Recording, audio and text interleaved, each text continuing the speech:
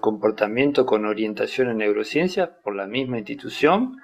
Es actualmente profesora investigadora en el Centro Universitario de los Valles de la Universidad de Guadalajara y ha impartido diversos cursos, talleres y conferencias relacionadas al cerebro materno. También forma parte del grupo de investigación Bioseñales y ha realizado varios estudios sobre la corteza prefrontal y comportamientos motivados utilizando herramientas psicométricas y fisiológicas. Y bueno, y supongo que nos va a contar un poco de eso el día de hoy. Muchas gracias, Rosa María, por participar en Gracias. este ciclo de seminarios de la Red del Cerebro Cuidador. Muchas gracias a ustedes por invitarme y por tenerme paciencia, porque ha sido una locura salir de la ciudad hoy. Muchas gracias. Bien, el día de hoy les voy a platicar un poquito de lo que he trabajado a lo largo de los años que llevo trabajando con cerebro materno. Em, en un principio, y es uno de los proyectos que no les voy a presentar aquí, la doctora Maraí, como bien saben, y yo hemos formado parte del mismo equipo de investigación ya desde el 2011 más o menos, em, o poquito antes. Y ese primer proyecto que hicimos juntas no lo voy a platicar porque ella ya presentó parte de sus resultados. Les voy a presentar más bien los datos que hicimos después de eso. Em, Como bien saben, pues el cerebro materno, perdón, el cerebro pues va cambiando a lo largo de la vida, ¿no? Se va reconectando dependiendo de las necesidades que se tengan en algún momento dado y la maternidad no es algo que quede fuera de esto, ¿no? Es algo que también siempre está ahí modificándose, aprendiendo cosas nuevas, además de todo lo que rodea el cambio cuando una mujer se convierte en madre, ¿no? Como conducta materna, tenemos como esta definición de todas estas conductas de cuidado que van en pro o con el objetivo de mantener con vida a un ser inmadura hasta que éste alcanza la madurez, ¿no? Pero la conducta materna va mucho más allá de eso y me gusta más englobarlo como en este término que es ay, perdí mi video, igual lo apago, no sé cómo está mi internet, ¿cómo, si me escuchan bien o se corta? Sí, se Sí, se le escucha todo escucha perfecto y bien. se ve. Ujú. No, perfecto. Ok, bueno, voy a apagar la cámara por si acaso, pero cualquier cosa la prendo. Bueno, a mí me gusta mucho más la definición de maternidad porque va más allá de solo estas conductas de cuidado que hace la mamá para que sobreviva el infante, sino que la maternidad es todas estas interacciones que tienen madre e hijo, interacciones emocionales recíprocas y que entonces se refieren a la formación de este vínculo materno-infantil, ¿no? Y que pues obviamente como podemos ver a lo largo de las diferentes especies, cambia, varía, tiene particularidades, pero en realidad en todas vemos características bastante similares, ¿no? E insisto, el humano no se queda atrás. Tiene otras complicaciones y complejidades, pero las conductas son bastante parecidas, ¿no? Y también podemos decir que cuando nace un bebé, la mamá empieza a desplegar este montón de conductas maternas, no porque no lo haya hecho antes, desde que la mujer sabe que está embarazada, van ocurriendo muchísimos cambios en el cuerpo, obviamente en las hormonas, pero en el cerebro también. Estas se van presentando desde las primeras semanas del embarazo, van modificando el cerebro a lo largo de todo el embarazo y una vez que nace el bebé, la mamá empieza a desplegar estas conductas maternas, ¿no? Y no es que solo estas conductas podríamos clasificarlas en instrumental o refleja, pero que en realidad, pues todas estas conductas conllevan un trasfondo emocional bastante fuerte, ¿no? Y como ya les decía antes, no es que la mamá haga las conductas de manera como independiente, sino que en realidad van de la mano, son recíprocas a las necesidades del bebé. Conforme el bebé va creciendo y las necesidades van cambiando, también la conducta de la madre va modificándose, ¿no? Y esta atención que la madre provee hacia el bebé es indispensable para plantear o darle las bases neurobiológicas, socioemocionales y de desarrollo cognitivo esenciales para este bebé, ¿no? Y también está descrito que existen estos tres sistemas interactuando en la mujer una vez que se convierte en madre, bueno, todo el tiempo, ¿no? Pero una vez que se convierte en madre, estos son los tres sistemas moduladores del despliegue de esta conducta. Una es el endocrino, que como ya habíamos comentado, pues toda la parte endocrina hormonal es esencial, es básica para que se pueda dar el embarazo. Y una vez que nace el bebé, pues todos estos cambios endocrinos también van a favorecer el despliegue de las conductas de cuidado, ¿no? La lactancia, por ejemplo, también. El sistema sensorial es algo que va a cambiar impresionantemente en la madre. Desde el sistema olfativo, los estímulos visuales, auditivos, van a modificarse para inducir y mantener estas conductas de cuidado, ¿no? Y la parte neural, pues de nuevo, ¿no? No se diga, necesitan ocurrir cambios en las conexiones de diferentes áreas cerebrales para que se puedan inhibir ciertos circuitos inhibitorios y que se pueda dar el despliegue de la conducta materna en esta parte excitatoria, digamos. Se tiene que activar el sistema excitatorio y para inhibir las conductas de rechazo hacia los infantes. Em, en cuanto al sistema endocrino, bueno, también voy a retomar un poquito desde aquí, nada más para tener la historia de, ¿no? Ya sabemos que para que se inicie un embarazo son indispensables las hormonas para el mantenimiento del mismo, bueno, para el inicio y el mantenimiento del mismo. Este conjunto de hormonas van a ir fluctuando a lo largo del embarazo. En las primeras semanas del embarazo vamos a tener la hormona coriónica humana y esta va a ir descendiendo conforme pase el embarazo, conforme avanza el embarazo. Se va a mantener bastante elevada las primeras semanas porque esta, junto con el cuerpo lúteo de ese folículo que quedó en el ovario, son los que van a mantener el embarazo en un principio, van a mantener la producción de la progesterona en un primer momento del embarazo y después la progesterona ya asociada a la placenta es la que se va a encargar de todo lo demás, ¿no? Pero vamos a tener hormonas, ya les comentaba, la progesterona, estradiol, el cortisol también es bastante importante en el embarazo porque nos va ayudando a regular, a saber qué es importante, qué es no, a estar activas prácticamente, a estar atentas. La oxitocina, por su parte, realmente se va a mantener, o sea, sí va a ir elevándose un poco conforme pasa el embarazo, pero no es hasta las últimas semanas del embarazo donde ya empieza a haber estos picos de oxitocina. Y si se presenta la lactancia, obviamente la prolactina y la oxitocina se van a mantener elevadas, ¿no? La oxitocina participa en la inducción del parto. Una vez que se empieza a desprender la placenta, también va a mandar señalizaciones moleculares hacia oxitocina para que ésta empiece a provocar las contracciones, ¿no? Las contracciones uterinas.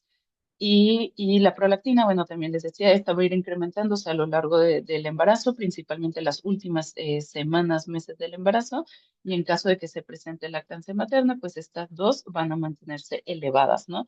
Tanto para el mantenimiento de la lactancia como para ¿cómo se dice? Las, pues las primeras semanas después del parto, prolactina se mantiene elevada porque no sabe todavía el cuerpo qué tanta leche necesita producir, ¿no? Entonces, bueno, ahí van jugando un poco las primeras semanas hasta que se establece la lactancia materna, que es aproximadamente cuando finaliza la cuarentena, ¿no? Más o menos. Em, y actualmente sabemos que la lactancia materna, a pesar de que hay muchísimos programas en pro de la lactancia y que tratan de favorecer la lactancia, pues todavía sigue siendo bastantes bajos los niveles, ¿no? de lactancia. Desde el 2011 se informa que la lactancia materna al nacimiento del bebé se presenta en más o menos 79% de las madres, pero a las 2 semanas, perdón, a la semana puede llegar a caer hasta el 60% aproximadamente y hasta un 40% a los 3 meses. Perdón, se me repitieron aquí algunas letras, estoy viendo en el cambio de programa, perdón. A los 3 meses, prácticamente ya menos del 50% de las mamás que estaban amamantando ya ha decaído, ¿no? Y que se mantengan hasta los 6 meses, que es lo considerado o lo perdón, establecido por la Organización Mundial de la Salud, en realidad solo se mantiene un 18%, ¿no? Y no se diga de lactancia prolongada que puede llegar a durar al año, 2 años o 3 años o más, ¿no? O sea, obviamente el porcentaje cae mucho más. Y una de las palabras que las madres normalmente mencionan o estas frases es que aproximadamente a los 3 meses es que dicen, es que el bebé estaba muy inquieto, es que el bebé como que no se llenaba con mi leche y empecé a dudar de mí, ¿no? Empecé a dudar de que yo estaba produciendo la leche suficiente y decidí complementar con fórmula o decidí mejor pues ya no darle pecho y mejor darle fórmula, ¿no? Y muchas veces las mamás, bueno, interpretan esta conducta del bebé, este inquietamiento del bebé como un suministro insuficiente de leche y que esto las hace tomar la decisión de dejar de amamantar, ¿no? Pero pues están muchas cosas ocurriendo. En este momento del posparto o del establecimiento de la lactancia materna, pues las hormonas, justamente prolactina y la oxitocina, están pasando ahora por un proceso de estabilidad. Ya no hay sobreproducción de leche, sino que la leche se produce al momento que bebé empieza a succionar, ¿no? Entonces ya no está el banquito de leche ahí guardado e incluso las madres pueden llegar a sentir que sus pechos ya están como blandos, ¿no? Que ya no están como turgentes como estaban al principio del posparto. Y bueno, muchas mamás deciden dejar de amamantar en esta etapa, pero pues insisto, ¿no? Son parte de los cambios, de las transiciones que van ocurriendo con la lactogénesis y que incluso los primeros días posparto, pues muchas mujeres están el primer día posparto y dicen, es que no me sale leche, ¿qué está pasando, no? Pero en realidad tiene un ciclo, o sea, estas células, esta producción de leche también tiene un ciclo, ¿no? Y que inicia hasta o que se desprende la placenta del vientre materno, ¿no? Y no es hasta entonces, más o menos hasta el tercer o cuarto día posparto, que ya empieza ahora sí a ocurrir la bajada de leche, ¿no? Bueno, todo es un proceso. Em, no me quiero detener tanto en esto porque lo que les voy a platicar no basa sobre esto, pero sí que entiendan el contexto hormonal que pueden estar viviendo las mujeres con las que estamos trabajando, ¿no? Em, bueno, y ya sabemos que para que se dé la producción de leche, pues es necesaria la prolactina, que la prolactina esté haciendo su trabajo desde la hipófisis y por su parte para la secreción o para la eyección de leche es necesaria la oxitocina, ¿no? Que se va a encargar justamente de la contracción de los alvéolos en el seno materno, ahora sí, para que pueda extraer la leche, ¿no? Bien, bueno, y parte de esto es que todos los cambios emocionales que las madres están viviendo, ay, perdón, que están viviendo en este momento, pues entre la caída abrupta de las hormonas para que se dé el parto, hay muchos cambios emocionales en este periodo, ¿no? Muchísimos cambios, las primeras semanas, los primeros meses postparto, y estas hormonas, estos cambios hormonales también van a estar incidiendo en los cambios que se tienen que estar dando en el cerebro materno, ¿no? Hay muchísimos cambios plásticos o neuroplásticos en el cerebro en esta etapa, como ya bien hemos comentado o se ha comentado en sesiones anteriores, y estos van a ir remoldeando la estructura de nuestro cerebro, cómo estaba antes y cómo se tiene que ir reconectando. Hay autores que proponen que es parte de este reajuste, de reconectar los recursos cerebrales para poder dedicarse y enfocarse completamente al cuidado del bebé, ¿no?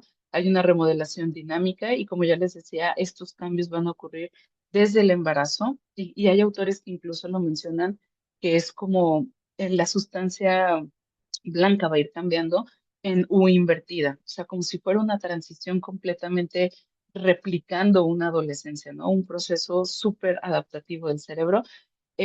Ocurren cambios en el volumen de la materia gris y en el grosor cortical alrededor bueno, insisto, en el embarazo y después en el parto, en el posparto temprano y mediano, se termina de reacomodar estos cambios.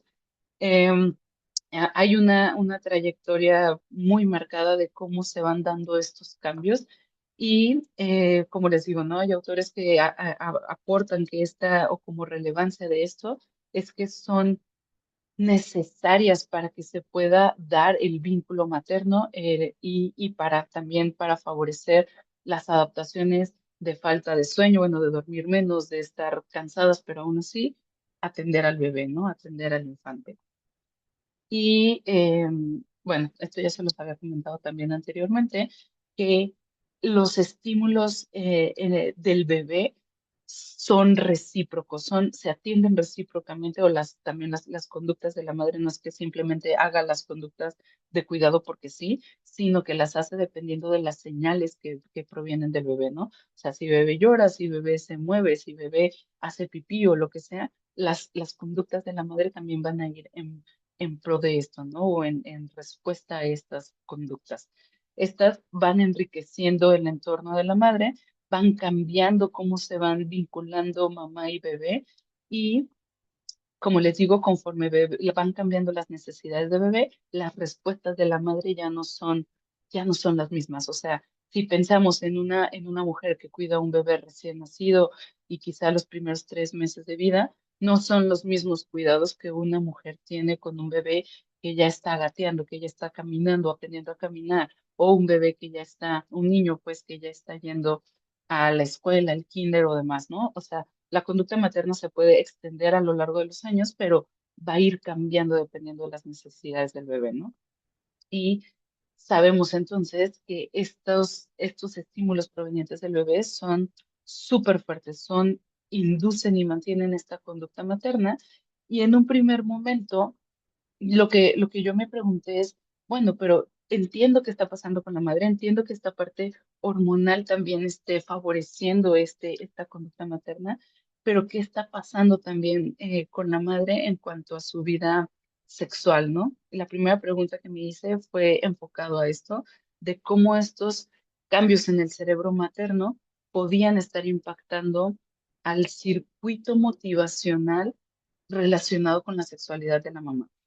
En un primer momento, bueno, o partiendo de la base es que prácticamente las mismas estructuras cerebrales que participan en el procesamiento de estímulos emocionales, bueno, relacionados a estímulos infantiles, prácticamente son los mismos o muy similares a los que ocurren durante el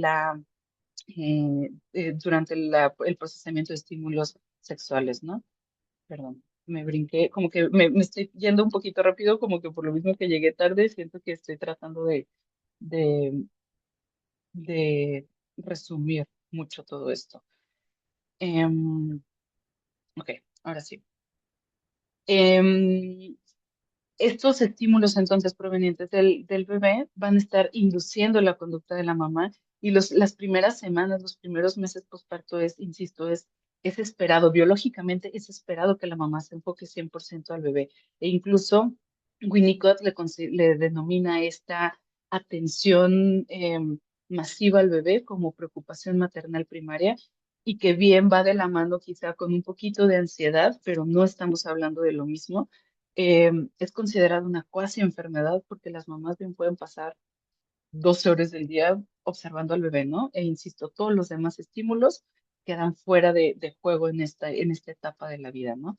Estos estímulos sensoriales sexuales, pues pasan ni siquiera puedo decir que a segundo término, pasan a un término mucho más atrás en este cuidado. En un primer momento entonces nos preguntamos qué pasaba, ¿no? ¿Qué estaba pasando? O sea, sí, la parte hormonal y todo, pero ¿cómo estaba procesando el cerebro estos estímulos en diferentes etapas por parto? O sea, dependiendo de cómo se iban estableciendo las hormonas, cómo se iba estableciendo los cambios relacionados al cerebro materno. Y entonces nos preguntamos cómo ocurría esto, ¿no? Nosotras trabajamos con electroencefalograma y el electroencefalograma principalmente nos habla de esta sumatoria de potenciales postsinápticos sobre la corteza, ¿no? Es un registro que hacemos superficial, no es invasivo, no duele, la mujer no corre ningún peligro y podemos hacerlo, pues, de alguna manera libre en movimiento, ¿no? Em, Quisimos caracterizar esta actividad electroencefalográfica, bueno, la correlación electroencefalográfica de regiones prefrontales, prefrontoparietales, que prácticamente están participando justamente en esta integración de la información. Lo hicimos en madres primerizas para tratar de que todos estos cambios relacionados a la maternidad se estuvieran presentando por primera vez y todas las mamás que participaron en este primer estudio estaban lactando. Entonces, todos estos cambios hormonales de los que se les estaba hablando, todas estas mamás los estaban viviendo, ¿no? Nuestra muestra fue pequeña, pero porque sí fuimos como muy estrictas en esta parte, ¿no? También otra de las características es que las participantes no tenían depresión, o bueno, no tenían sintomatología de depresión ni sintomatología de ansiedad, eran diestras porque la actividad electroencefalográfica cambia dependiendo de la dominancia o sí, de la dominancia. Y entonces decidimos hacer tres grupos. Decidimos evaluar a mujeres entre el mes y medio y los 3 meses posparto, entre los 4 y los 5 meses y medio posparto, y de los 6 meses y medio a los 8 meses posparto, ¿no? Tratando de abarcar, insisto, como todas estas etapas, momentos de la vida, no en el posparto inmediato, pero una vez que ya podían también las mujeres salir por sí mismas y poder moverse porque tenían que ir al instituto en donde nosotros estábamos, ¿no? Participaron 24 mujeres entre 18 y 36 años de edad, sanas, sin antecedentes de patologías neurológicas previas, que estuvieran casadas o con pareja estable, bueno, al menos cohabitar con esa pareja haber cohabitado con esa pareja durante un año, que no tuvieran problemas de farmacodependencia ni tomando algún medicamento al momento del registro para evitar que hubiera algún ruido en este registro electroencefalográfico, ¿no? Y también medimos sus niveles de atención y presentaban niveles normales de atención, ¿no? Dentro del rango normal. Ok.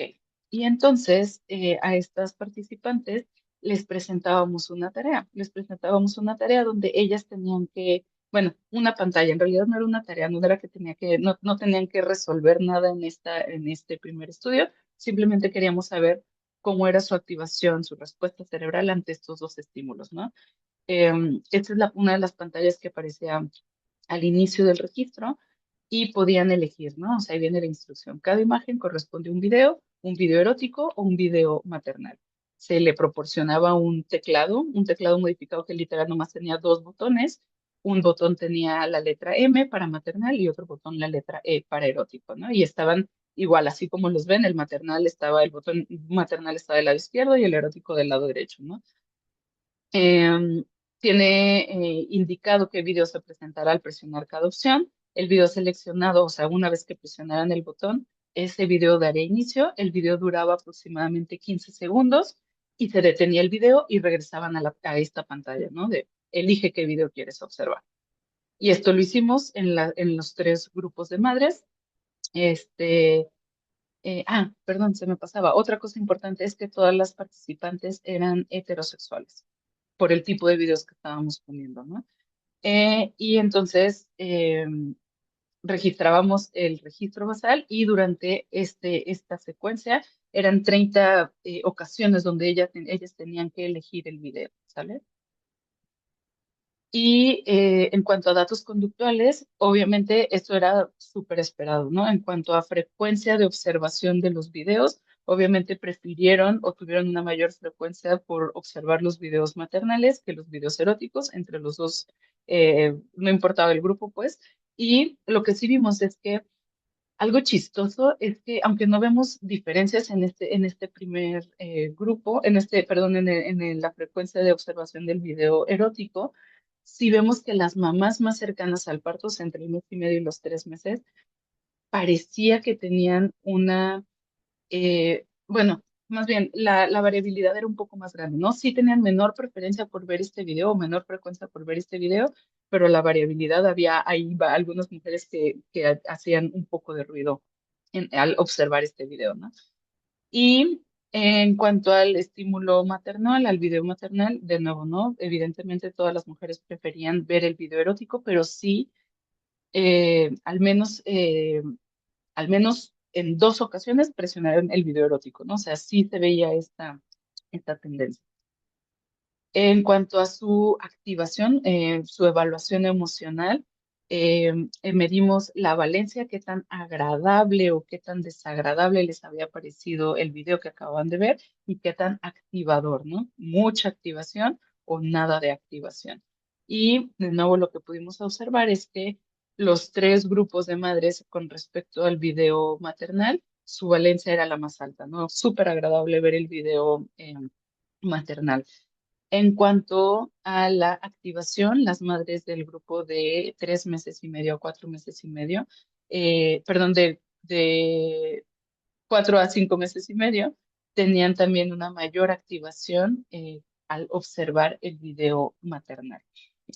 Mientras que al observar el video erótico, pues nada, ¿no? O sea, las comparaciones son entre ese grupo en las dos condiciones, ¿no? Y sí lo alcanzamos a ver estas diferencias, ¿no? Que evidentemente es mayor la valencia y la activación por el video maternal. En cuanto a la actividad electroencefalográfica, nosotros hicimos este análisis de correlación, que es un índice matemático que nos habla de esta pues sí, de correlación, ¿no? De qué tanto se siguen estas dos áreas cerebrales o qué tanto están haciendo lo mismo en fase y en frecuencia de bandas cerebrales, de bandas electroencefalográficas. Y lo que pudimos observar es que en áreas frontopolares había una mayor correlación en el grupo en el más cercano al parto, había una mayor correlación en bandas rápidas. Las bandas, bueno, ahorita voy a llegar a eso y en áreas dorsolaterales una mayor correlación interhemisférica en banda gamma. En cuanto a la correlación intrahemisférica, o sea, del mismo hemisferio cerebral, encontramos que igual entre áreas frontopolares y dorsolaterales había una mayor participación o una mayor correlación en bandas rápidas. Bueno, prácticamente en todas las correlaciones que encontramos eran principalmente bandas rápidas, beta 1, beta 2 y gamma, tanto en áreas frontopolar dorsolateral, frontopolar parietal y dorsolateral parietal, izquierda y derecha, ¿no? En cuanto esto en relación o la comparación de video maternal con respecto al video erótico. En el grupo intermedio entre los 4 y los 5 meses y medio posparto, ya empezábamos a observar algunas diferencias con respecto al grupo de Leuven. Es decir, ya no veíamos una correlación en todas las áreas cerebrales, sino que más bien solo interhemisférica, solo la encontrábamos entre dorsolaterales y del lado izquierdo había una menor correlación frontopolar parietal, igual beta 2, y del lado derecho no encontramos una correlación eh, entre estas dos áreas, sino que fue mayor correlación entre frontopolar dorsolateral y dorsolateral parietal. Y las madres que estaban más alejadas del parto, cada vez como que se van distinguiendo más, ¿no? O separando más de toda esta activación o correlación que se presentaba en los primeros meses. Y lo que observamos es que había una mayor correlación interhemisférica entre áreas dorsolaterales en banda gamma y de la misma manera en áreas dorsolaterales y parietales solo del lado izquierdo, en la comparación video maternal contra video erótico. En su momento, estos datos los interpretamos como que a partir o alrededor de los 6 meses, las madres evaluaban como más agradables los estímulos provenientes de infantes que los eróticos, o sea, así hasta ese punto, y que algo que veíamos de acuerdo al electroencefalograma es que este patrón de comunicación cerebral ante la estimulación visual maternal es diferente con respecto a los estímulos eróticos. Bueno, el maternal con respecto al erótico es diferente conforme va pasando el tiempo, ¿no? En las diferentes etapas posparto. Y a los 6 meses posparto, algo que olvidé mencionar en los antecedentes que estaba mencionando es que se ha hablado de que estos cambios maternales, estos cambios cerebrales, perdón, que se están dando asociados al cerebro materno, se propone que se establecen o que como que terminan de formarse alrededor de los 4 meses posparto, entre los 4 y los 6 meses posparto. Entonces, en este grupo intermedio que nosotros teníamos, ya podíamos observar parte de esos, quizá de esos cambios que se han visto en otras técnicas, en resonancia magnética, que quizás se pudieran reflejar también por medio de la correlación electroencefalográfica, ¿no? Es posible que el establecimiento del cerebro materno ya se haya dado y que las fluctuaciones hormonales por la lactancia que también ya se hayan terminado de establecer y que sean mucho menores las fluctuaciones hormonales derivadas de la lactancia, pero se propone que existe o que podría estar existiendo la participación de circuitos neuronales de alto orden, de cortezas prefrontales y parietales, para darle una integración o una información cognitiva mucho más compleja a esta información, ¿no? Tanto de estímulos maternales como de estímulos eróticos. Después de este estudio, yo me preguntaba de, bueno, pero ¿cómo toman estas decisiones, ¿no? O sea, ¿qué pasa en el cerebro materno que, que, que prefieren definitivamente a los estímulos relacionados con bebés y que cómo estos les ayudan o determinan cómo las mamás toman decisiones, ¿no? Era una duda de verdad genuina que tenía y entonces propusimos evaluar una toma de decisión porque la anterior era como una preferencia, ¿no? Simplemente tenían que elegir qué video querían ver y en esta ocasión decidimos optar por una tarea diseñada para medir toma de decisiones y, o sea, partimos de la definición de toma de decisiones como este proceso complejo de elegir y actuar en determinado momento, pero que tiene etapas, ¿no? La toma de decisiones como proceso cognitivo complejo tiene etapas. Una es la formación de preferencias, que bien puede venir desde muchísimos años atrás por todas las experiencias previas que hemos tenido y que nos van formando como estas ideologías para que éstas nos ayuden a llegar o ya tengamos como un respaldo, digamos, para cuando se nos presentan opciones y poder seleccionar, ejecutar una acción. Pero lo que nos gustó de esta tarea o de esta vertiente de toma de decisiones es que una vez que nosotros tomamos decisiones, una vez que nosotros elegimos algo, ese algo, ese estímulo, esa situación, la que sea, lo que sea que estemos decidiendo, también va a reforzar ese conocimiento, también va, o sea, las consecuencias de esa decisión va a reforzar procesos previos, sea porque la decisión que tomaste o la acción que decidiste te dejó un aprendizaje y entonces estás aprendiendo que esto se siente bien o está bien, o que esto está mal y que no lo quieres volver a elegir, ¿no? Entonces ocurre una evaluación de resultados y que estos, pues, al medir el resultado obtenido, se considera que existe esta retroalimentación hacia las demás fases para poder después incidir o mejorar o completar, digamos, este circuito, ¿no? Hay de diferentes regiones cerebrales que están participando en esto, entre ellas la corteza prefrontal, la ínsula, corteza del cíngulo, cíngulo anterior y sistema límbico definitivamente, ¿no? Entonces, aquí también de parte de de la información que teníamos es que tenemos, digamos, hay una postulación de que existen, digamos, como dos sistemas neuronales que participan en una toma de decisión. Un sistema emocional, donde participa en gran parte el sistema límbico, donde tus decisiones son emocionales, ¿no? Se consideran respuesta en caliente. Eso que estás sintiendo, viviendo en el momento, inmediatamente te ayuda a tomar una decisión. Mientras que el otro sistema es considerado un sistema en frío o cognitivo, porque ya otras estructuras, principalmente corteza prefrontal, pues va a estar participando en esta de, a ver, hay que pensar bien qué estamos haciendo, por qué lo estamos haciendo y hacia dónde vamos, ¿no?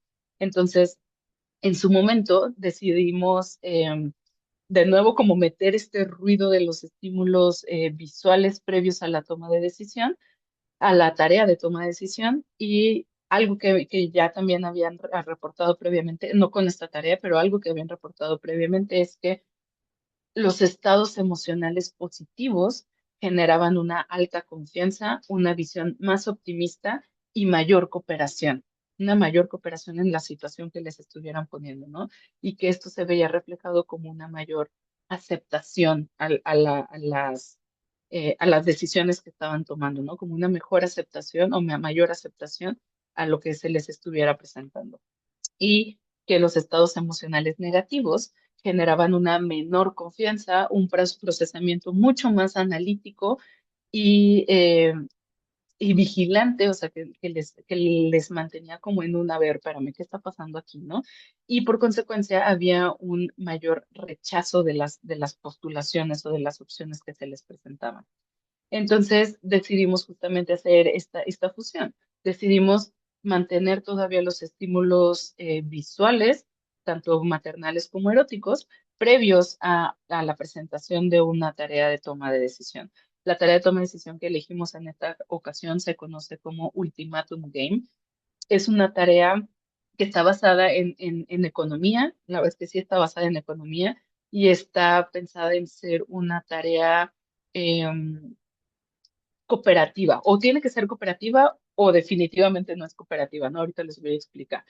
Pero decidimos entonces de nuevo caracterizar la actividad electroencefalográfica durante la toma de decisión de propuestas aceptadas posteriores a la estimulación visual maternal y erótica en diferentes periodos postparto.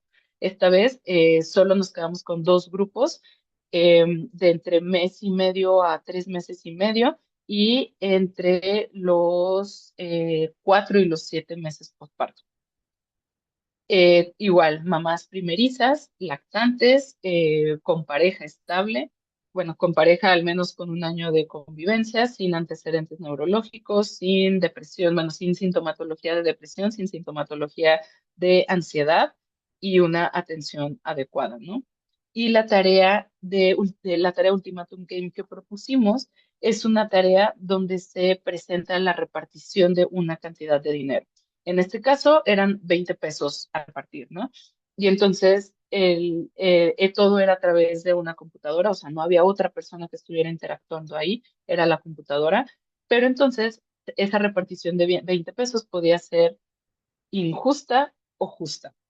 Em, en este caso, el 60% de las opciones que les aparecían ahí eran injustas, el 40% eran justas, ¿no? O muy justas o justas en cuanto nomás, pero eran justas, ¿no?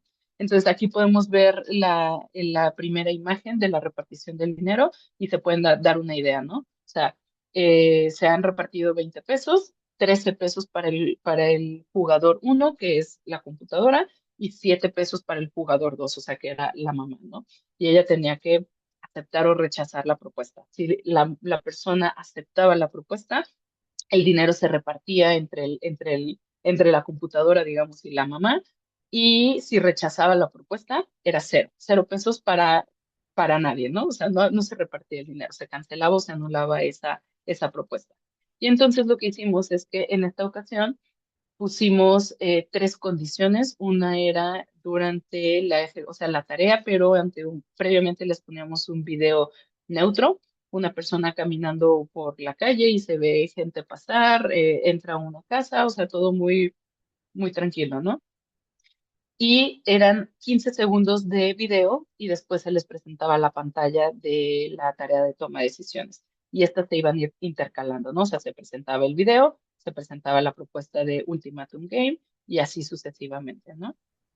Después se les presentaba de manera contrabalanceada igual videos maternales o videos eróticos, pero aquí de nuevo eran intercalados entre las propuestas y eran, si mal no recuerdo, eran 30 propuestas las que estaban aquí, las que se presentaban, ¿no? Ah, miren, acá está. Serán 15 segundos de estimulación visual, neutra, maternal o erótica, o sea, dependiendo de la condición, pero todas pasaban por todo. Aquí está, como les decía, la pantalla de cómo se veía. Una vez se les presentaba la pantalla, perdón, por 5 segundos y una vez que ellas elegían qué querían hacer, tenían, más bien, cambiaba de pantalla, así de, ¿qué decides hacer? ¿Aceptas o rechazas? Tenían 10 segundos para responder. Y una vez que respondían, se aceptaban o rechazaban la propuesta, se separaba justamente en el registro electroencefalográfico esos 5 segundos posteriores a la toma de decisión. O sea, justamente pensando en pegarle a esta evaluación post-decisión y solo nos quedamos con las propuestas aceptadas. O sea, las rechazadas simplemente las desechábamos, ¿no? Nos quedamos solamente con las propuestas aceptadas, pensando justamente que estas podían estar, no sé, o sea, esa era mi idea en ese momento, ¿eh? Me pueden culpar y reprocharme todo lo que quieran, pero en ese momento tenía mucho sentido en mi cabeza. Pero queríamos apostarle a que estas decisiones que eran injustas y que las habían aceptado, les habían requerido un mayor procesamiento cognitivo. O sea, les había requerido que corteza prefrontal entrara todavía como de, ok, vamos a tomar esta decisión, ¿no? Entonces nos quedábamos con estos 5 segundos de evaluación post-decisión. ¿Y qué encontramos? Encontramos que los estímulos, bueno, en la condición maternal y ultimatum game, encontramos que las madres tuvieron un menor tiempo de reacción ante la tarea, bueno, ante las propuestas que les estábamos presentando, mucho menor a comparación de los estímulos neutros y a comparación a los estímulos eróticos, ¿no? Ambos grupos de mamás, tanto las del mes y medio a 3 meses y medio, como las de 4 meses y medio a 7 meses postparto, ¿sí? Fue todavía mucho menor el tiempo en las madres más alejadas del parto, pero en ambas encontramos este patrón, ¿no? De menor tiempo de reacción ante los estímulos maternales. Y también, o algo que nos sorprendió un poco, es que ante los estímulos eróticos, las madres del grupo más cercano al parto, su tiempo de reacción eh, era mayor, pues, con respecto a las madres del grupo más lejano, ¿no? Pero a la vez, el tiempo era menor que con respecto al estímulo neutro, ¿no? Y aquí solo encontramos una tendencia en cuanto a la ganancia total que presentaron las participantes. La única diferencia que encontramos fue en el estímulo erótico, donde vimos que justamente las mamás más cercanas al parto presentaron una mayor ganancia, o sea, aceptaron más propuestas para tener mayor cantidad de dinero. Y en cuanto a los datos electroencefalográficos, a la correlación electroencefalográfica, en nuestra comparación entre grupos, encontramos que presentaron una mayor correlación electroencefalográfica las madres del grupo más cercano al parto con respecto al grupo más lejano al parto en áreas frontopolares parietales y dorsolaterales parietales, de nuevo en beta 1. Beta 1, no lo dije anteriormente, pero normalmente las bandas rápidas del electroencefalograma se asocian con esta mayor procesamiento cognitivo, con esta mayor carga cognitiva en los procesos que están haciendo. Ok, ahorita les digo más entonces sobre esto. En cuanto a la comparación entre condiciones, vemos una correlación electroencefalográfica muy parecida en ambos grupos ante el estímulo maternal. Vemos una mayor correlación entre áreas frontopolares, en interhemisférica, entre áreas dorsolaterales también, en bandas rápidas. Bueno, aquí empiezan por ejemplo, en las madres del grupo más cercano al parto, se presenta más bien en bandas lentas, en teta y en delta y en gamma, que gamma es la banda más rápida. Sin embargo, en las madres más lejanas al parto las vemos principalmente en bandas rápidas. Y lo mismo en áreas frontopolares dorsolaterales, tanto izquierda como derecha, en bandas teta y rápidas, y dorsolaterales parietales, prácticamente en bandas rápidas, ¿no? En ambos grupos. O sea, tienen diferencias en las bandas que se presentan, pero prácticamente son en bandas rápidas. Pero ante el estímulo erótico, las madres más cercanas al parto tenían solo presentaron, la única diferencia que encontramos es que presentaron una menor correlación electroencefalográfica entre áreas frontopolares en bandas lentas, bueno, delta, perdón, y alfa 1, mientras que las madres más lejanas al parto presentaron una mayor correlación intrahemisférica. Interhemisférica no encontramos nada, pero intrahemisférica sí, y de nuevo entre áreas dorsolaterales parietales, frontopolares parietales, ¿no? Tanto izquierda como derecha. ¿Cómo interpretamos esto? En algún momento, perdón, las madres durante el posparto calificaron pues como más agradables y más activadores los estímulos de contenido maternal con respecto a los estímulos visuales con contenido neutro. Y la decisión que tomaron por medio del ultimátum game también dependía del periodo posparto en el que se encontraban. La estimulación, así como la estimulación emocional previa que tuvieron antes de que se les presentara esta tarea, ¿no? O sea, de alguna manera estas adecuaciones que se van dando en el cerebro materno, tanto en la red de Default Network como en la de procesamiento cognitivo, que justamente es la frontoparietal, van cambiando, van modificándose con respecto al paso del tiempo y cuando están haciendo una tarea cognitiva, esta también va modificándose, va cambiando la correlación que van presentando. Y la estimulación visual con contenido maternal pareciera que mejora el desempeño de las tareas de toma de decisiones porque tienen un menor tiempo de reacción y, y la ganancia, ¿no? O sea, no fue la más alta, pero tienen una ganancia adecuada. Y esto es más evidente en las del grupo más alejados del posparto. Y este mismo grupo tiene una correlación electroencefalográfica diferente al grupo más cercano al parto en la condición maternal. Pareciera que este procesamiento emocional y cognitivo dirigido a la optimización de la ejecución de una tarea cognitiva quizá va asociado también a estos cambios plásticos, a esta eficacia probablemente en la ejecución de la toma de decisiones en el día a día de las madres. Y durante la decisión posterior a la observación de estímulos eróticos, las madres del grupo L1 tuvieron una buena ejecución conductual, o sea, derivado del el tiempo de reacción y las ganancias totales, y además una menor correlación electroencefalográfica.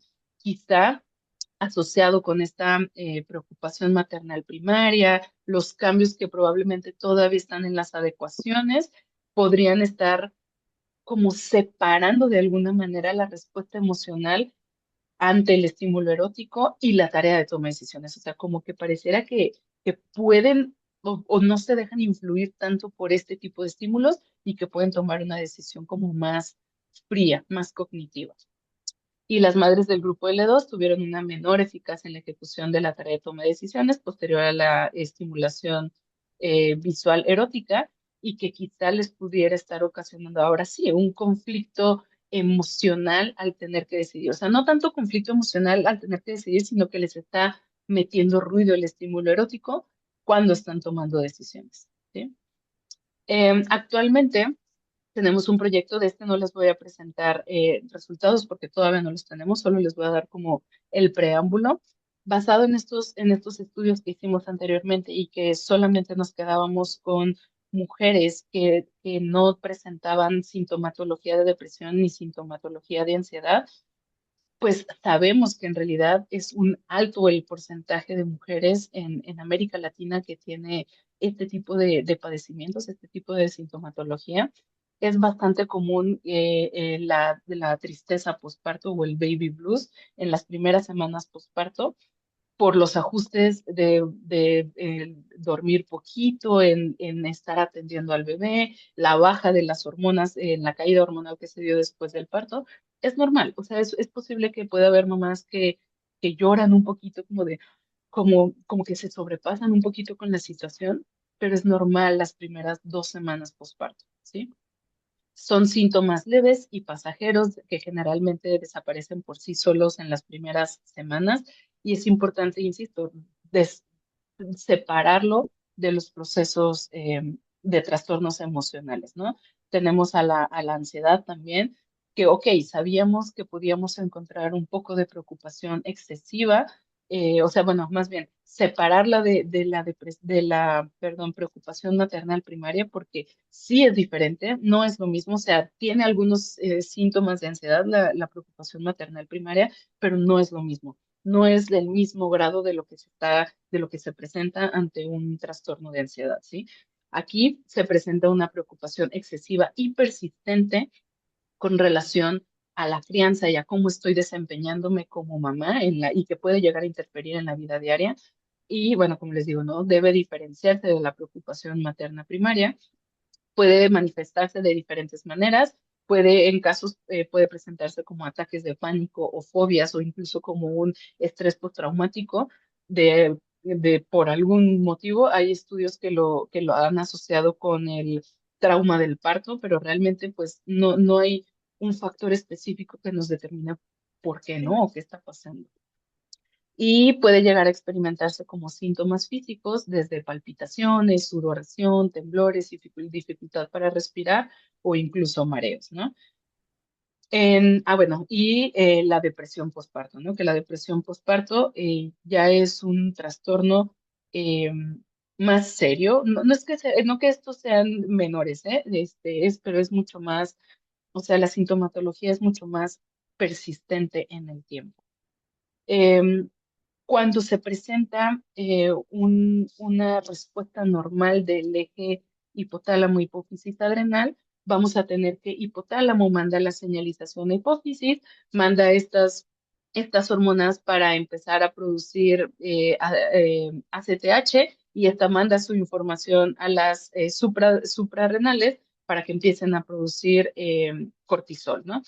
En un eje normal, en un eje que responde adecuadamente, una vez que se empieza a producir cortisol, cortisol va a diferentes sitios del cuerpo, del organismo, pero también manda una señalización, una retroalimentación negativa de regreso a hipotálamo para ayudar a regular esta respuesta, ¿no? O sea, una vez que hay cortisol liberado, hipotálamo debería regular esto, ¿no? Debería poder regularlo y regular, o sea, controlar esto y en un estado depresivo, en una disfunción o alteración de este eje, se han propuesto dos vertientes, ¿no? Una es la hiperactividad de este eje y la otra es la hipoactividad de este eje. En la hiperactividad se propone que hipotálamo manda la señalización, se manda a hipófisis, hipófisis manda ACTH, pero estas se están dando de manera exacerbada, ¿sí? O sea, mucho más alta de lo habitual. Llegan a supraadrenales, perdón, y te manda la liberación de cortisol también de manera masiva, pero aquí hay algo que pudiera estar fallando. Hay algo que cortisol, que cuando se libera este cortisol en cantidades desproporcionadas, no se está regulando. No está llegando la información, no existe esta correlación, o perdón, esta retroalimentación negativa, donde cortisol vuelve a llegar a hipotálamo para regular a la baja, ¿no? Sino que pareciera que este circuito está cortado y cortisol se sigue produciendo de manera masiva. Esa es una de las propuestas y la otra es que bien puede ocurrir otra, que conforme pase el tiempo y conforme la depresión se mantiene por largos periodos de tiempo, bien pudiera generarse más bien una hipoactividad de este eje, donde las señales, o sea, desde que estamos acá, hipotálamo manda la señal, se libera la hormona liberadora de corticotropina desde hipotálamo para que llegue a hipófisis, se libera como, ok, pero ACTH se manda a supraadrenales y no hay respuesta. No hay respuesta, no se produce el cortisol suficiente ni para mandar una retroalimentación negativa ni para nada, ¿no? O sea, los niveles de cortisol realmente son muy bajitos, este, muy bajitos. Y bueno, se han hecho diferentes estudios con pruebas con mediciones hormonales de cortisol en saliva. Bueno, hay distintas técnicas, ¿no? Lo han evaluado en saliva, en diferentes horas del día, en sangre, en cabello, en diferentes técnicas, ¿no? Aquí solo les voy a presentar algunas. Se midió en saliva, por ejemplo, al despertar en 53 madres con síntomas de depresión postparto tenían aproximadamente 5 meses de posparto, perdón. Se les aplicó la escala de Edimburgo y, perdón, se les midió entonces cortisol en saliva en la mañana, en la media mañana y por la media tarde, ¿no? Entre 6 y 9 de la mañana, 10 11 de la mañana y 3 y 5 de la tarde. Y encontraron que a mayor gravedad de los síntomas depresivos se asocia con niveles más bajos de depresión, de cortisol, perdón. Y Jolie, por ejemplo, evaluó 22 mujeres, 13 sin depresión, bueno, sin síntomas depresivos y 9 con síntomas depresivos. Tenían entre 6 y 12 semanas posparto, todas estaban lactando. Ellos lo midieron en sangre antes, durante y después de 20 minutos de ejercicio. También Ellos aplicaron la escala de detección de depresión postparto y lo que encontraron fue que el grupo que tenía sintomatología de depresión tenía niveles más altos de la ACTH y menores niveles de cortisol, niveles más bajos de cortisol. Em, en otro estudio también hacen esta medición en saliva 30 al despertar, a los 30 minutos después de despertar, a las 3 horas y de 12 horas después de despertar. Esto lo hacen a los 6 meses postparto, aplican la escala de depresión Edimburgo, la entrevista clínica semiestructurada y la escala de calificación de Hamilton para la depresión. A los 30 minutos encontraron que los niveles de depresión, las mujeres que presentaban síntomas de depresión más altos, tenían niveles de cortisol mucho más bajos. Y las mujeres en posparto eutímicas y perdón, con respecto a las mujeres eutímicas y las que no puerperas. A las 3 horas, las no puerperas presentaron niveles altos de cortisol con respecto a las que se encontraban en posparto eutímicas y con depresión. Bien, bueno, se pueden dar una idea de esto. En este estudio nosotros propusimos volver a evaluar toma de decisiones en madres que tenían sintomatología de depresión postparto y lo que hicimos fue caracterizar los niveles de cortisol, así como durante la ejecución de una tarea de toma de decisiones, ¿no? En este caso, cambiamos la toma de decisiones. Es una tarea que se realizó en el laboratorio y se han ido haciendo modificaciones a lo largo del tiempo, pero es una tarea mucho más cognitiva y mucho más, o sea, ya no tan como influenciada por otros factores, ¿no? O sea, tal cual el procesamiento cognitivo per se. Ahorita se las explico bien. Teníamos tres objetivos específicos. Uno era caracterizar los niveles de cortisol medidos en saliva en mujeres con puntajes asociados a depresión postparto, evaluar la ejecución de una tarea de toma de decisión en madres con esta sintomatología y correlacionar los niveles de cortisol con el rendimiento en la tarea de toma de decisiones. Nuestras hipótesis, ok, y ya, esto es lo último que les voy a presentar, ¿no? Nada más como lo que hicimos. Para este estudio propusimos que participaran 30 mujeres. Temo informarles que no llegamos a 30 mujeres, nos quedamos en 28, pero, pero bueno, ahí seguimos. Las mujeres estaban entre los 4 y los 18 meses postparto, todas eran mamás primerizas. Se registraron entre el cuarto y octavo día del ciclo menstrual. Se me pasó decirles, en todas las mujeres anteriores, si ya había regresado su ciclo menstrual, eran registradas igual entre el cuarto y octavo día del ciclo menstrual. Esto para tratar de disminuir la influencia hormonal a lo largo del ciclo, ¿no? Y todas eran diestras. Las dividimos en dos grupos, madres que tenían puntajes asociados a sintomatología de depresión postparto y mujeres que no tenían sintomatología. Bueno, aplicamos igual Neuropsy para evaluar atención y concentración, la escala de Edimburgo, la escala de ansiedad perinatal, aplicamos el cuestionario MOS y el inventario MAI, que es de este vínculo materno-infantil, ¿no? En cuanto llegaban, perdón, me brinqué la primera parte, ¿no? En cuanto llegaban las mamás, firmaban su consentimiento, se les tomaba la muestra de saliva, esto era lo primero que hacíamos. Cuidábamos que justamente que las mamás no hubieran hecho ejercicio antes, que mantuvieran el ayuno, 30 minutos sin haber consumido nada para tratar, ni agua, ni café, ni nada para tratar de disminuir los posibles efectos colaterales de la medición de cortisol. Y después de la aplicación de las pruebas, aplicábamos la tarea de toma de decisiones. Ahorita les explico la tarea de toma de decisiones, que en este caso, como les digo, es una tarea que hicimos nosotras, ya lo bueno, se hizo en el laboratorio, ya se han publicado varios artículos sobre esto y está validada, ¿no? Entonces, en esta tarea tiene seis imágenes. En la pantalla aparecen solo tres, pero estas imágenes van variando, ¿no? De acuerdo al banco de imágenes que se tiene. Y se aparecen en diferentes combinaciones, ¿no? La participante tiene que elegir dependiendo de la instrucción que aparece en pantalla, bien puede ser conserva una imagen, conserva dos imágenes, elimina una imagen o elimina dos imágenes.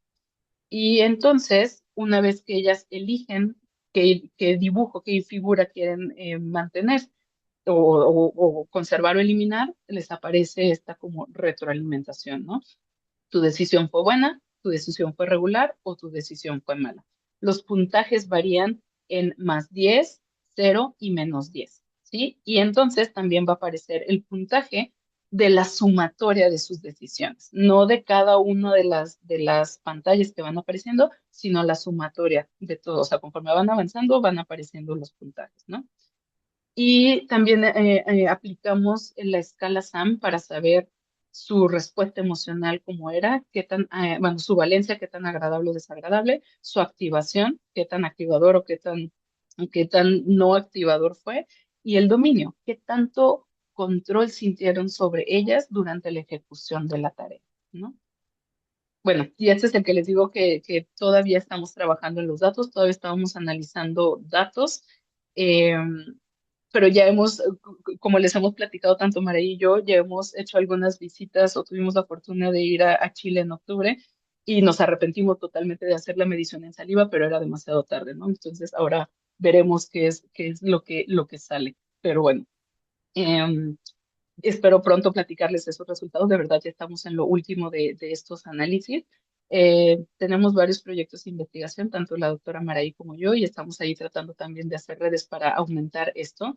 Actualmente, bueno, el que les platiqué ahorita es el que en el que estamos trabajando y tenemos este que es el que estamos a punto de iniciar.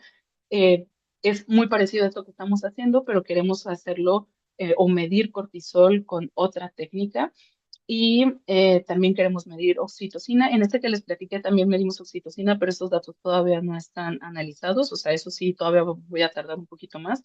Y queremos hacer esta distinción entre ambientes rurales y ambientes urbanos, ya que actualmente yo me encuentro, bueno, tanto Maraí y como yo nos encontramos en centros regionales de la Universidad de Guadalajara. No nos encontramos en área urbana, pero sí tenemos la facilidad o los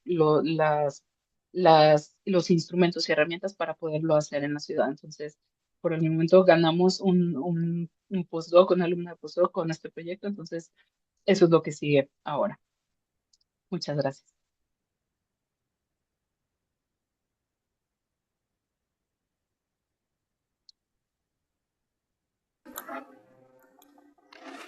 Muchas gracias, Rosa María.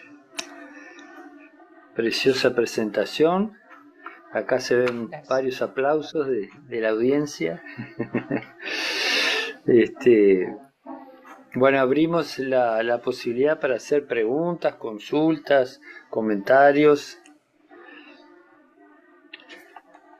Eh, yo por mi parte quería que precisaras un poco la población que utilizaron en los primeros estudios, que bueno, en todos los estudios que mostraste, si fueron población más bien universitaria, si fue de condiciones vulnerables socioeconómicas, si fue heterogéneo, qué tipo de población estábamos hablando, digamos. Sí, en los primeros estudios todas las participantes vivían en zonas urbanas. El 70% tenían inicios de carrera universitaria, si no es que también de posgrado. O sea, no, realmente había, yo creo que como tres mamás que solo estaban con la prepa, pero la gran mayoría tenían estudios universitarios. Y el nivel socioeconómico era medio. Muchas gracias. Eso es en los primeros estudios, ¿no? En este último, ahí ya está más mezclado, porque tenemos participantes de áreas rurales y de áreas urbanas, y por eso justamente es que ahorita queremos ya como separar y tener bien definidos los factores que pudieran estar participando. Ujú. Gracias. Grace, ¿tienes una consulta? Sí, sí, Rosa María, muy bonita presentación, un tema muy interesante, me ha hecho pensar bastante. He anotado varias cosas aquí. En el primer estudio, em, la respuesta que dan las mamás que son llamadas de preferencia, ¿eh? Si bien expresamente pueden decir que prefieren, también supone una decisión, ¿eh? Una toma de decisión. En el camino pensaba: "Ay, por eso hicieron el segundo trabajo para evaluar mejor esto". Esa fue. Luego, en el segundo estudio, tengo dos preguntas. Uno, más la metodología, que los datos de las redes de eje que, mm, surgen, ¿no? Representativos de cada grupo de mamás, fueron promediadas, porque entiendo que fueron tomados por momentos, ¿no? 5 ciclos. Entonces, si estos fueron promediados o en algún momento se eligió solo la final de la registro eje. Y em, otra pregunta que me surge es cómo explican que en las mamás L1 apenas una tenue conexión interhemisférica aparece en los polos frontales, mientras que en las mamás L2 se extiende la conexión más intrahemisférica, pero no tanto la interhemisférica. Y otra pregunta era si, considerando los circuitos maternos de motivación maternal, y de motivación sexual, si consideran ustedes, o al menos era una hipótesis de que eran competitivos y que si en algún momento con estos datos habían pensado cómo se relacionaban estos circuitos. Gracias. Ay, Grace, me da mucho gusto escucharte porque tenía mucho miedo de presentar aquí, justamente por eso, porque dije, capaz que no llevan como el hilo de las ideas de cómo se fueron dando estos estudios, ¿no? Pero me da mucho gusto que te quedaste con eso porque sí, justamente así fue. Empezamos con el primer estudio y sí queríamos medir un tanto toma de decisiones, pero todavía no estábamos ahí, no estábamos preparados para eso. Y de hecho buscando literatura realmente del proceso de toma de decisiones en madres es nulo. O sea, de verdad no hay nada. Hay evaluaciones cognitivas o test neuropsicológicos, pero no per se del proceso como tal, ¿no? Del proceso cognitivo como tal. Entonces, sí, empezamos por esta parte de preferencia, pero sí tirándole a tener una noción de cómo pasaba esta toma de decisiones muy ecológica, si lo quieres ver así, ¿no? Y en el segundo estudio, efectivamente, ya optamos por una tarea y nada más meterles estos estímulos como de distractor y saber cómo era que estaban tomando decisiones las madres, ¿no? Efectivamente, en su momento yo sí pensé que quizá conforme las hormonas se fueran regularizando y conforme pasara el tiempo de la maternidad o bueno, después del parto, sí pensaba que estos circuitos maternal y sexual podrían competir para, no sé, saber qué era lo que estaba pasando, ¿no? Y vimos un poquito de eso en el sentido de que en las mamás que están más alejadas del parto, ya les afecta más, digamos, este tipo de estímulos, ¿no? Al principio como pareciera que sí es muy fácil de esto no me interesa, lo puedo bloquear fácilmente y tomar decisiones a partir de la tarea y no del estímulo que estoy viendo. Y pareciera que conforme pasa el tiempo, pues sí ocurre esto, ¿no? Pareciera que esta correlación sí está tratando como de usar todos los recursos cerebrales, todas estas redes neuronales para lograr responder adecuadamente, ¿no? O responder lo mejor posible.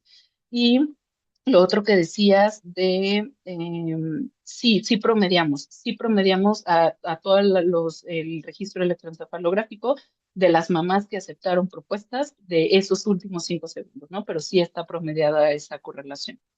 Ujú. Creo que sí contesté todo. Gracias. Gracias, Rosa María. Gracias a ti. Hay un comentario consulta en el chat que es muy interesante. Que no sé si lo puedes leer, pero yo Ujú. lo reformularía Ah, también. sí. ¿Qué pasa con las madres adoptivas? Bueno, como hipótesis, ¿no? Porque lo interesante sería también incluir en alguno de estos estudios madres adoptivas, lo que es complejo, pero ¿cuál es la hipótesis de qué pasaría, ¿no? Ujú. En el primer estudio que realizamos Maraí y yo, que fue con mamás adoptivas, justamente, a mí está Maraí diciendo ya lo hicimos, no medimos toma de decisiones, no medimos, tampoco les pusimos estos tipos de estímulos, o sea, erótico y maternal, ¿no? Fue solamente estímulos maternales, auditivos y visuales, y sí encontramos esta, digamos, característica de grupo de no madres, grupo de mamás adoptivas y grupo de madres biológicas, y las mamás adoptivas están literal en un intermedio entre los dos, ¿no? O sea, tienen una respuesta cerebral muy parecida a la que encontramos en las madres biológicas, pero no como si fueran mujeres no madres, ¿no? O sea, eso sí ya está como muy, muy claro. En su momento decidimos dejar de trabajar con mujeres adoptivas porque es muy difícil, de verdad es muy difícil, y tratar de buscar los convenios fue complicado, fue bastante complicado, entonces dijimos, después, quizá después llegue otra vez a presentarte esta oportunidad, pero lo dejamos por la paz. Y lo que platica Patricia, lo que pregunta, sí, en modelos animales ocurre algo bien, bien chistoso. Las hembras, voy a platicarte de roedores, ¿no? De modelo murino. No sé exactamente en perritos, pero estoy 80% segura de que ocurre muy similar, ¿no? Una vez que las hembras tienen a sus crías, en esta bajada hormonal vuelven a entrar en estro, vuelven a entrar en celo, digamos, y dura unas 3, 4 horas después del parto, en donde si pudieran volver a tener un macho, sí podrían volver a quedar embarazadas. Esa es una. Y después de esto, o sea, se cierra esa ventana de estro, se cierra por completo o se bloquea por completo esta caída hormonal por el establecimiento de la lactancia justamente, y ya no pasa, ¿no? Ahora rechazan al macho, las hembras se vuelven súper agresivas con sus crías, o sea, cuidando a sus crías, a su nido, y cualquier macho o incluso hembra externa a su nido, se vuelven súper agresivas las hembras, ¿no? O sea, sí es algo muy característico en este sentido. Ahí va una. Y dos, es que ya se ha reportado que existe esta sensibilización materna en modelo animal, ¿no? O sea, si tú tienes a hembras, puede ser hembras, machos juveniles que no son madres ni padres, los pones con crías recién nacidas, menores de 10 días de nacidas, y los vas poniendo a lo largo del tiempo. Y el promedio es que obviamente los estás cambiando, ¿no? Te necesitas estarles poniendo bebés frescos o que sí vayan con su mamá o con la mamá nodriza para que puedan comer y regresar, ¿no? Estás intercambiando, pero en promedio, al día 7 más o menos, es que se presenta la sensibilidad materna, donde hembras que antes les aventaban el aserrín encima para tapar a los críos o los aventaban por allá, o incluso sí se puede llegar a presentar canibalismo, alrededor de los 7 días, estas hembras se vuelven sensibles maternalmente, ¿no? Y entonces empiezan a desplegar conductas de cuidado, hacen el nido, acicalan a las crías, hacen la nido anogenital y despliegan la conducta materna como si fueran madres biológicas, exceptuando por la lactancia, ¿no? Pero sí pasa, sí, sí pasa.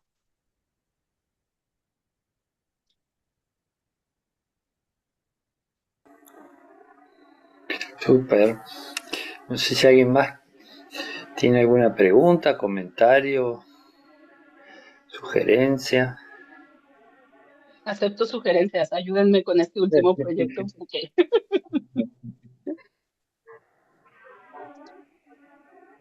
Tú hiciste un comentario sobre, porque acá nos sirve aprender a todos. Tú hiciste un comentario como que iban que habían desestimado tomar muestras de saliva para medir, creo que, a ver, ¿quieres hacer algún comentario al respecto? Que eso nos sirve a todos. es que, ¿sabes qué? Es muy volátil, es muy volátil, y aunque tratábamos o hemos tratado de controlar en la medida de lo posible lo que te digo, ¿no? De que no comieran, de que no tuvieran sangrado en la boca, o sea, que no tuvieran alguna lesión por el cepillo de dientes, o sea, como todo lo que viene en el kit, tratamos de controlarlo, ¿no? Pero justamente en esta visita a Chile que hicimos, nos dijeron muchas otras cosas que evidentemente no controlamos y que definitivamente nos van a hacer ruido, ¿no? O sea, desde caries, desde si tenían algún proceso, no sé, o sea, muchas otras cuestiones que dijimos, o no, debimos de haber tenido esta plática antes y poder o controlar todas esas cosas o cambiar de técnica, ¿no? No de medición, pero ahora entendemos porque cuando propusimos este estudio, pues había las dos cosas, ¿no? Justo lo del sistema, la hipoactivación o la hiperactivación, teníamos esas dos vertientes y pensamos, bueno, es que la técnica, quién sabe, algunos se encuentran alto, algunos bajos, cortisol en saliva, bueno, vamos a ver qué encontramos, ¿no? Pero insisto, conforme nos fuimos adentrando en este mundo fue de, oh no. Sí, debimos de haber tenido esta plática antes. Y justamente como dice Maraí, ¿no? Estuvimos con la doctora Josefina y nos platicaban de justamente de las técnicas que ellas hacían medición en cabello y que es súper fácil.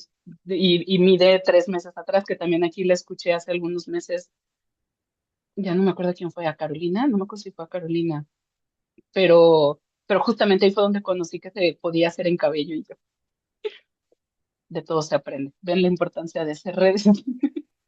Sí, claro, claro, claro. Sí, yo he escuchado también que no es tan fácil trabajar con cortisol por distintas razones, sí, este, pero bueno, sí, así que analizando el cabello sería más fácil, digamos, de alguna manera, por lo Sí, menos, más allá de otros factores más que de repente estable. puedan.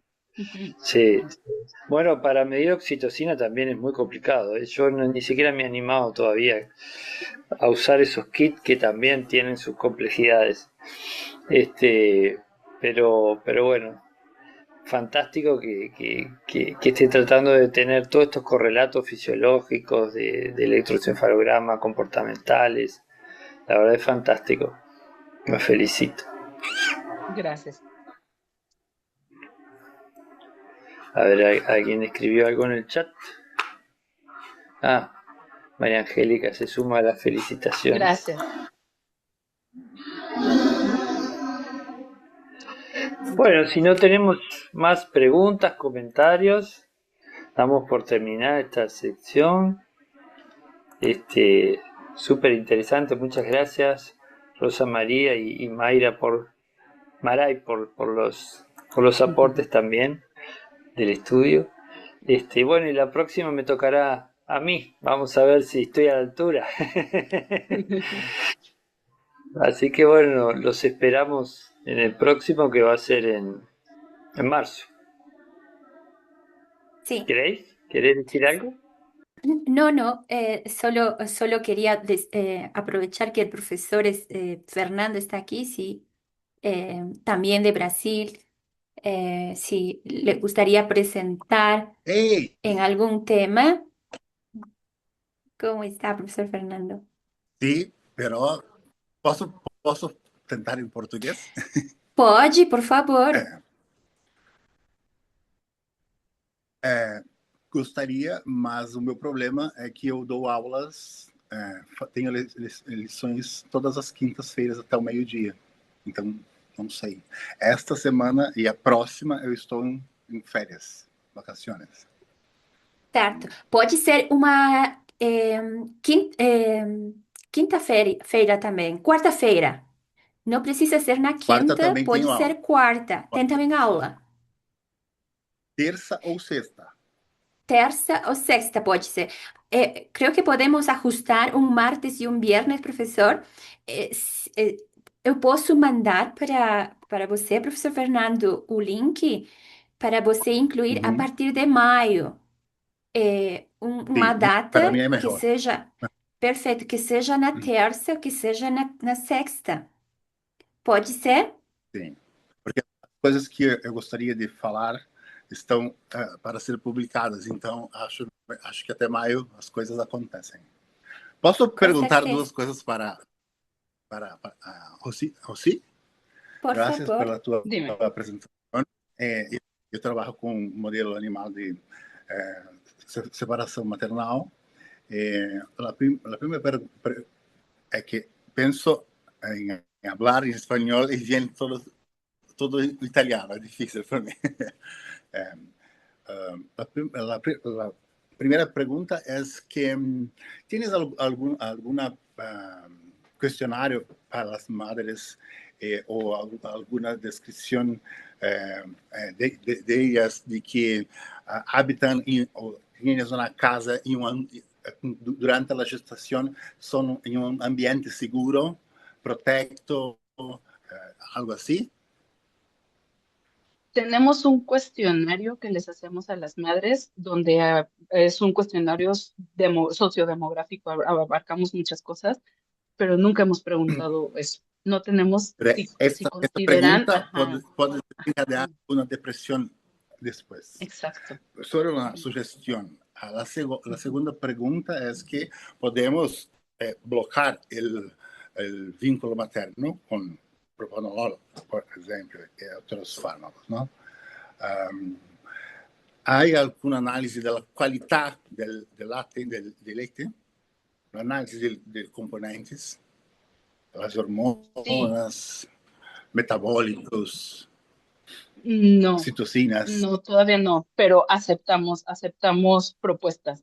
No lo tenemos actualmente, sí tenemos las muestras para hacer medición de oxitocina en saliva, pero de ahí en fuera nada, ¿no? O sea, todavía nos falta hacer ese análisis. Porque todas esas cosas, los hijos van sin nutrir y tienes un impacto en enterócitos e restarting per stress oxidativo, etc. Questa è la mia parte che già ho fatto, ho già studiato. Insomma. La tercera pregunta es la vía. ¿Crees que sea solo el cortisol el responsable de la depresión? No, claro que no. No, hay muchísimos otros factores implicados y otro de los que han asociado bastante son los estrógenos, o sea, hay muchas otras vías que también están participando, implicando. Quisiéramos abarcarlo todo, pero vamos por partes, ¿no? Como tratando de entender cómo, qué está pasando. Y el peso de las madres, ¿tienes una diferencia? No. Algo importante es que todos los bebés o bueno, todas las diadas que han participado en nuestros estudios son sanos, o sea, son bebés que no han requerido estar en unidad de cuidados intensivos ni nada, o sea, eso sí lo hemos considerado, pero el peso y estas cuestiones no lo hemos considerado. E insisto, conforme más nos metemos en este mundo y conforme más leemos y nos damos cuenta de todo lo que está implicado, decimos, ay, no. Te pregunto porque la tua presentación para mí está maravillosa y tienes mucha correlación con lo que yo hice con las mías ratas. Habíamos visto que las madres que son, porque 3 horas por día pierden el contacto visual, auditivo con sus hijos y el mío modelo no cambia, y todos los hijos fican en el niño y la madre como una mujer que va a trabajar y está pensando en su hijo. Y cuando torna, esta interacción es totalmente diversa, ¿no? Questo è un impatto importante e noi vimos che las madres tienen un'alterazione nella produzione nell'axis di grelina e leptina. E las hijas, quando sono jóvenes, tienen un percentual significativo che espresso questa caratteristica, ossia per l'ansietà mangiano, comen molto e il release di leptina non risponde per la sazietà. Questa è una cosa importante, perché si tiene qui un altro circuito. Mira, eso Ci sí lo sono podemos hacer, o sea, no, no en cuanto a análisis metabólico, pero sí podemos hacer otro tipo de correlaciones que indirectamente nos puedan estar hablando de esto. Está muy interesante. Ujú, muchas gracias. tu habló tantissimo della riproduzione e i tuoi risultati sono molto, molto, molto interessantes. Però un'altra pregunta es, ¿no pensaste que podría ser posible esta ruptura del mother-infant relationship, un starting per la hiperprolactinemia, de que esto tiene un efecto en las madres y sus hijos? No entendí lo ¿Me último que dijiste, que entiendes? pueden tener un efecto en el que, perdón. En desarrollo o comenzar a desenvolver una hiperprolactinemia, Ah, ok, porque, ya, hiperprolactinemia. Ujú. porque la prolactina No. mantiene. Ujú. las mías ratas desenvolven eso. Y las hembras tienen una disfunción sexual porque la prolactina depleta las hormonas sexuales y tienes un impacto enorme del bulbo olfatorio perché blocca la espressione di recettori alfa 7 colinérgico y este señal es importante per la madre y per los hijos. Son tantos circuitos, son tantas vías que... Claro, sí, no, la hiperprolactinemia no lo habíamos considerado y definitivamente también podría estar haciendo ruido. En bulbo olfatorio en humanos no es tan relevante, pero definitivamente las otras vías a las que está impactando, sí. Mas es que, como usted ha hablado, la madre cambia tutto, cambia molto e sì, tal vez per las hembras no, mas no es solo eso, la interacción visual, el odor y per la madre, la liberación de oxitocina y la glándula mamaria, ¿cómo se dice? Cheia, provoca un estrés la madre. Y cuando el niño no está allí a fare il suckling, una definición de por qué se llaman mamíferos, ¿no? Per increase il release di prolactina nel PUPS. E questo starting abbiamo visto nel quarto giorno. Qui è così. Sí. Muchas gracias. ¿Ya ves? Me acabas de abrir otra línea más. Muchas gracias. Nota proyecto. Rosa María, hay alguna cosa que estuve pensando ahora y traigo, porque ya habíamos discutido la presentación de Maray, de que ustedes, claro, uno cuando trabaja con modelos animales, la única referencia que tiene son las medidas que hace, que tiene que asegurarse de que sean lo más objetiva posible y sin duda también con el estudio con humanos tiene que ser. Sin embargo, la ventaja que uno tiene de trabajar con humanos, tú puedes ver cómo ejecuta una tarea. Entonces, esa información, si bien no está considerado tal vez en toda la data para interpretar, puede servir como un análisis cualitativo extra. Por ejemplo, yo recuerdo que Maray traía esos datos de que no solo la tarea era escuchar el llanto del bebé, pero las mamás tenían adicionalmente em, expresiones de qué significaba ese llanto. Por ejemplo, podía identificar, ese llanto del bebé es cuando es porque está con hambre o porque necesita ser cambiado. ¿Eh? Esa no estaba en la pregunta del dato que querían obtener, que era la respuesta. ¿Eh? Entonces, ese tipo de observación que es válido, es completamente válido en estudios con humanos traer, ¿eh? Es importante también prever, sí, o sea, ciertamente toda la condición fisiológica hormonal en la mamá en su estado lactacional crea un sesgo, ¿eh? Para todos los estímulos, los eróticos, crea un sesgo. Sin embargo, los cambios que estamos viendo en el circuito puede ser como producto de la experiencia, además de esos cambios, ¿no? Y que ciertamente si solo nos confiamos o nos basamos en las medidas fisiológicas, eh, podemos perder ese otro aspecto cognitivo que, como bien dijiste, ¿né?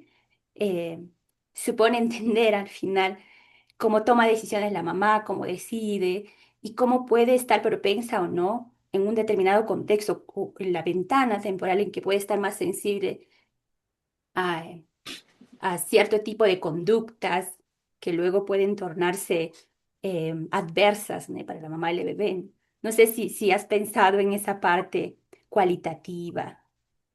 Sí, en los estudios anteriores sí habíamos hecho otras preguntas, pues enfocadas justamente a esta parte de la relación de la pareja, también como a la función sexual, o sea, como cosas más específicas hacia allá para saber cómo podía estar su entorno, digamos, sexualmente hablando, no necesariamente de la parte lo que me preguntaba el doctor Fernando, ¿no? Del ambiente seguro. Eso nunca lo hemos preguntado y claro, o sea, tiene total sentido que exista ese factor.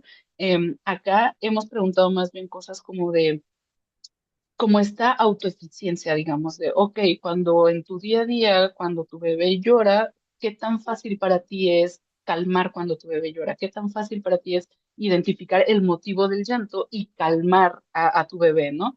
O sea, también partiendo desde este hecho de que a veces cuando están deprimidas, pues se cierra el mundo, ¿no? Y no ves las posibilidades o sí, las posibles causas que pueden estar provocando ese llanto y menos las posibilidades para poder calmar a tu bebé, ¿no? O sea, en esta parte en la depresión postparto sí se fractura esta parte del vínculo materno y por consecuencia las respuestas ante el bebé son menos efectivas. O sea, las respuestas ante los estímulos del bebé sí suelen ser menos efectivas. Entonces, esta parte sí le hemos preguntado, no le hemos analizado, pero sí lo tenemos en el cuestionario general, de datos generales.